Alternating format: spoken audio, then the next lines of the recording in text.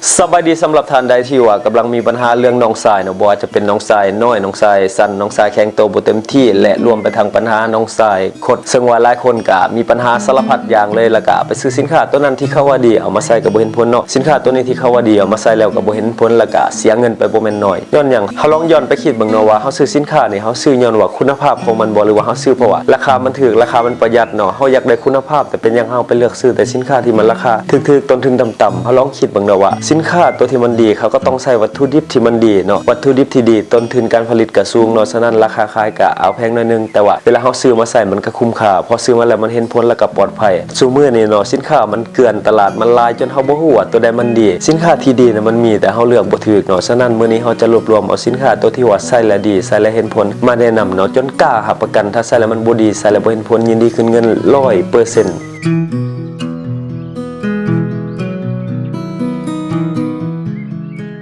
และสำหรับสินค้าตัวทำอิฐที่ว่าเขาจะเอามานำเสนอในมื้อนี้เนาะแม่นตัวนี้เลยเนาะตัวนี้เป็นบ่วงค่ะน้องสาย Set Confident เนาะตัวนี้เป็นบ่วงที่เฮ็ดมาจากซิลิโคนแท้ 100% เนาะเป็นบ่วงกลมๆคล้ายๆยางกระติ้วเนาะแต่ว่าบ่แม่นยางตัวนี้เฮ็ดมาจากซิลิโคนแท้ 100% ชนิดเดียวกับที่ว่าเขาเจ้าเอาไปเสริมดังเนาะตัว Set Confident ตัวนี้เนาะบ่แม่นยากินบ่แม่นยาทาแล้วก็บ่แม่นยานวดตัวนี้เป็นอุปกรณ์ตัวนี้ใส่แต่ภายนอกเนาะปลอดภัยที่สุดวิธีการนำใส่ก็ง่ายๆมีแต่ให้น้องสายแข็งโตและเอาบ่วงตัวนี้มาซุบใส่น้องสายเนาะเป่าไว้1-3 นาทีเนาะ1-3 นาทีตัวบ่วงตัวนี้มันจะเข้าไปกระตุ้นการแข็งโตของน้องสายเฮ็ดให้น้องสายนี่แข็งโตเต็มที่เต็ม 100% คล้ายๆกับตอนเฮาเป็นหนุ่มเป็นบ่าวเนาะซึ่งว่าวิธีการเฮ็ดเวียกของซิลิโคนตัวนี้เนาะก็บ่ได้ซับซ้อนหยังมีแต่ซิลิโคนตัวนี้มันจะเข้าไปกดทับเส้นเลือดเฮาเนาะแหละเฮ็ดให้เลือดเฮาไหลเวียนบ่สะดวกปานใดแต่ก็ยังไหลได้ปกติหมายความว่าเวลาเลือดเฮาไหลเวียนบ่สะดวกมันจะเกิดการตึงขึ้นเนาะแต่ว่าบ่ได้รู้สึกเจ็บบ่เป็นอันตรายเพราะว่าตัวบ่วงตัวนี้เนาะมันเป็นซิลิโคนมันนิ่มๆและสามารถที่จะยืดได้หลายกว่าอย่างปกติทั่วไปเนาะฉะนั้นบ่เป็นอันตรายมันจะเฮ็ดให้ของเฮานี่รู้สึกตึงๆและก็แน่นขึ้นเนาะและที่สำคัญเนาะอยากบ่อยากขนาดของน้องสายเฮานี่เพิ่มขึ้นอย่างแน่นอนเพราะว่ายางตัวนี้เข้าไปกดทับและเส้นเลือดมันจะฟูๆขึ้นเนาะแต่ว่าจะเพิ่มหลายหรือน้อยมันขึ้นกับความสามารถในการขยายตัวของเฮาเองนี่เนาะซึ่งว่าแต่ละคนก็จะบ่เท่ากันแต่ก็บ่ได้หมายความว่าซ้ำนิ้วโป้งแล้วจะมาเป็นแบบแคนเลยมันบ่แม่นเนาะมันก็ขึ้นกับความสามารถในการขยายของแต่ละคนเนาะตัวนี้ใส่ปุ๊บเห็นผลปรับเนาะบ่ต้องท่าดน 1-3 นาทีก็พอแล้วเนาะตัวนี้ใส่เฮ็ดเลยโดยที่ว่าบ่ต้องถอดออกและที่สำคัญเนาะสามารถใส่ได้ทั้งวัยรุ่นและก็ผู้ใหญ่นำเนาะซึ่งว่าคนที่ว่ามีอายุนี่เหมาะเลยคนที่มีอายุนี่ก็จะมีพยาธิประจำตัวบ่สามารถที่จะกินยาได้บางทีอาจจะไปกระทบความดันตั้งทรงหัวใจหรือว่าเบาหวานหยังก็แล้วแต่เนาะสารพัดพยาธิแล้วคนที่ว่ามีอายุเวลากินเข้าไปก็อาจจะเป็นความเสี่ยงต่อร่างกายหรือว่าไปกระทบกับยาที่เฮากินอยู่แล้วเนาะยาที่เฮากินประจำฉะนั้นเนาะการกินยาก็มีความเสี่ยงแต่ถ้าว่าเฮาบ่มีพยาธิก็สามารถที่จะกินได้เนาะตัวนี้ราคา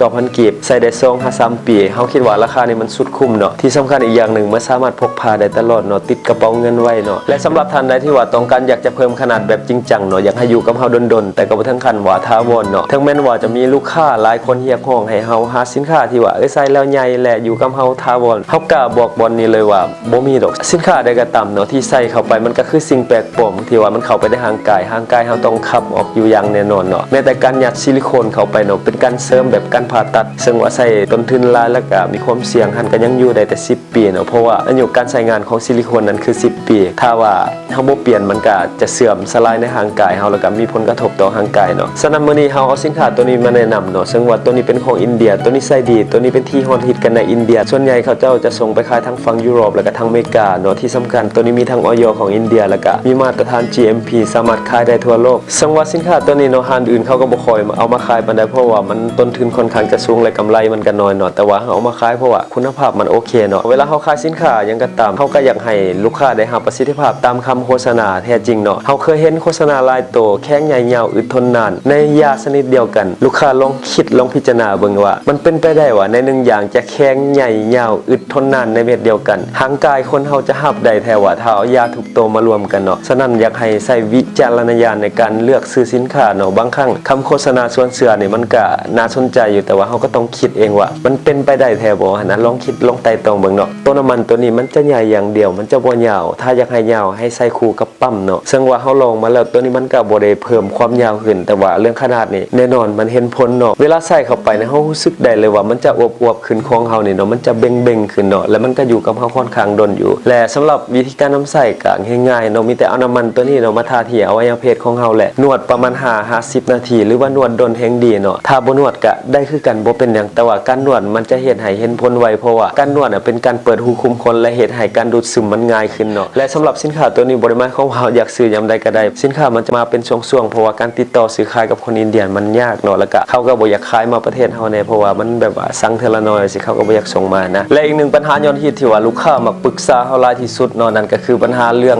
งน้ำแตกไวเนาะซึ่งว่าเป็นทั้งวัยรุ่นเป็นทั้งผู้ใหญ่เป็นคือกันหมดละซุมื้อนี้เนาะซึ่งว่าปัญหาเรื่องน้ำแตกไวเนี่ยมันเกิดมาจาก3สาเหตุเนาะสาเหตุที่1ก็คือความเสื่อมของร่างกายแล้วก็สาเหตุที่2ก็คือการแข็งตัวบ่เต็มที่และสาเหตุที่3ก็คือสัมผัสของเฮานี่แหละที่ว่ามันไวเกินไปเนาะปัญหาที่3นี่แหละคนเฮาเป็นหลายที่สุดเนาะสัมผัสไวเกินไปซึ่งว่าสัมผัสไวเกินไปนี่จะแข็งดีแข็งบ่ดีก็จะแตกไวภายใน1 2 3นาทีเนาะซาสุดบ่เกิน5นาทีนั่นให้ฮู้ไว้เลยว่าเกิดจากสัมผัสที่ว่ามันไวเกินไปเนาะบางคนบ่ฮู้ปัญหาของตัวเองแก้บ่ถูกจุดสัมผัสของตัวเองไวเกินไปและเฮ็ดให้น้ำแตกไวและไปซื้อยามากินซึ่งว่ามันเป็นการแก้ปัญหาที่2แตกย้อนว่าการแข็งตัวบ่เต็มที่นะถ้าเฮาซื้อยามากินมันแก้ได้เนาะแต่ถ้าเกิดจากสัมผัสที่ว่าไวเกินไปมันต้องแก้จากภายนอกหมายความว่าต้องซื้อยาตัวใดตัวหนึ่งมาทาให้มันรู้สึกซาลงซ้ำกับคนปกติทั่วไปมันจังดีและมื้อนี้เฮาเอาสินค้าตัวนี้มาแนะนำเนาะตัวนี้เป็นมาราธอนเนาะตัวนี้เป็นแคปซูลแต่ว่าเป็นยาทาตัวนี้ใส่ภายนอกปลอดภัยที่สุดและเห็นผลชัดเจนที่สุดใส่ตรงจุดที่สุดเนาะถ้าว่าเฮามีปัญหาเรื่องสัมผัสไวเกินไปคือมันเกิดจากผิวหนังชั้นนอกของเฮามันเกิดป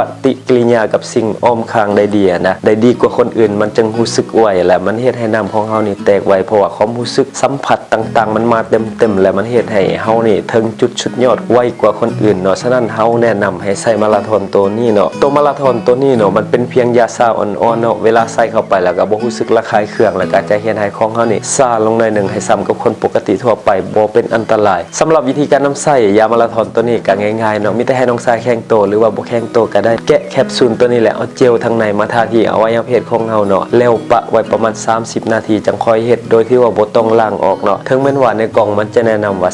15-20นาทีถ้าปะไว้แล้วเฮ็ดได้เลยเฮาแนะนำให้เป็น30เพราะว่า30นาทีนี่ยามันออกฤทธิ์ดีกว่าเนาะตัวนี้นี่ไผที่ว่ามีปัญหาเรื่องน้ำแตกไวที่เกิดจากสัมผัสไวเกินไปแนะนำเลยตัวนี้เห็นผลดีที่สุดรุ่นอื่นๆที่ว่าเฮาใส่มานี่รู้สึกว่ามันอ่อนเกินไปมันออกฤทธิ์ดีอยู่แต่มันอ่อนเกินไปเอาตัวนี้ไปใส่ตัวยามาราธอนตัวนี้เห็นผลดีกล้ารับประกันถ้าใส่แล้วมันบ่ดีใส่แล้วบ่เห็นผลเนาะยินดีคืนเงิน 100% คือกันกับซิลิโคน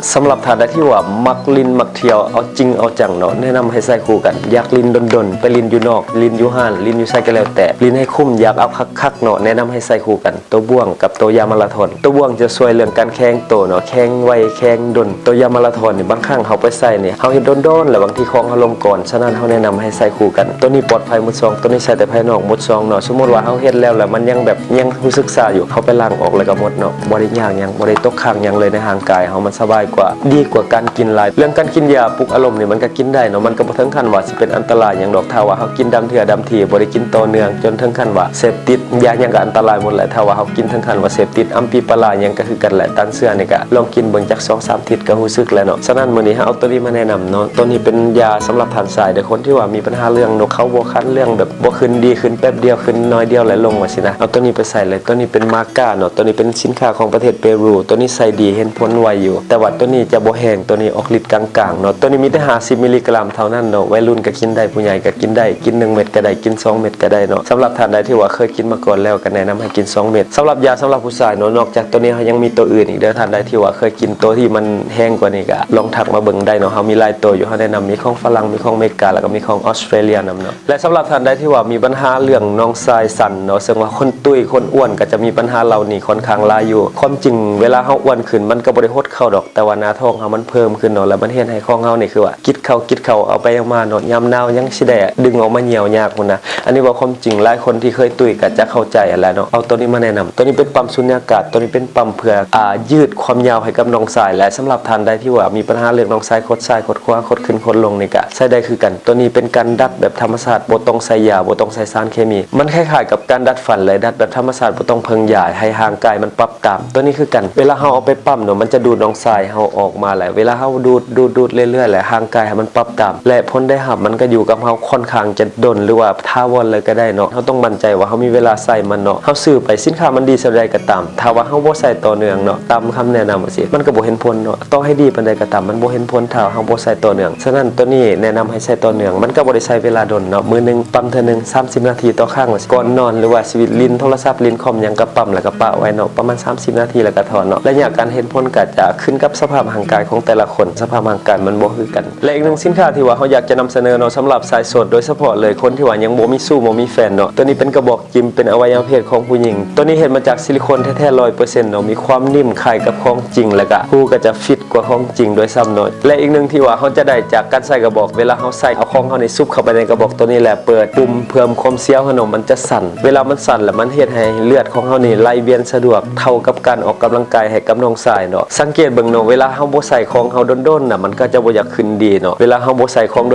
นๆนี่มันก็จะรู้สึกว่ามันฝืดๆมันบ่อยากขึ้นดีและเวลาเฮาใส่กระบอกตัวนี้เนาะเฮาแนะนำให้ใส่คู่กับน้ำมันหล่อลื่นตัวนี้เนาะตัวนี้เป็นน้ำมันหล่อลื่นบริสุทธิ์บ่มีสีบ่มีกลิ่นบ่มีรสชาติเนาะใส่แล้วแหละสบายตัวนี้คล้ายๆกับน้ำเลยแนะนำให้ใส่คู่กันตัวนี้มีแต่ 30,000 กีบตัวนี้มีแต่199,000 กีบเด้อและนอกจากสินค้าที่ว่าเฮานำเสนอมาทั้งหมดนี่เนาะเฮายังมีสินค้าตัวอื่นๆอีกที่ว่าเฮาบ่ได้เอามานำเสนอแล้วก็มีทั้งยาผู้หญิงยาผู้ชายก็มีเด้อสำหรับท่านใดที่ว่าสนใจอยากเห็นสินค้าเพิ่มเติมหรือว่าอยากเบิ่งตัวอย่างการนำใช้ก็ทักมาเบอร์แอปที่ขึ้นหน้าจอในตอนนี้เนาะเฮาจะส่งให้เบิ่งเป็นรูปภาพและวิดีโอเนาะซึ่งว่าเฮาขอแจ้งไว้ก่อนว่ารูปภาพหรือว่าวิดีโอที่เฮาจะส่งให้นี่มันเป็นรูปแท้รูปจริงบ่มีการปิดบังบ่มีการเซ็นเซอร์ว่าง่ายๆก็มันโป๊ะๆหน่อยนึงและบ่ต้องห่วงเนาะเพราะว่าทุกอย่างที่เฮาลงกันนี่มันเป็นความลับบ่ได้เปิดเผยไปทางใดเนาะฉะนั้นสบายใจให้ห่วงได้เนาะและสำหรับท่านใดที่ว่าสนใจอยากสั่งสินค้าในขอบเขตนครหลวงเฮาบริการส่งฟรีเด้อต่างแขวงเฮาก็จัดส่งคือกันทางรถและทางยนต์เนาะและที่สำคัญเฮามีสาขาอยู่หลวงพระบางปากเซและก็สวรรณเขตเบอร์ที่ขึ้นหน้าจอในตอนนี้ท่านใดที่ว่าสนใจก็ลองทักถามเบิ่งก่อนก็ได้เนาะ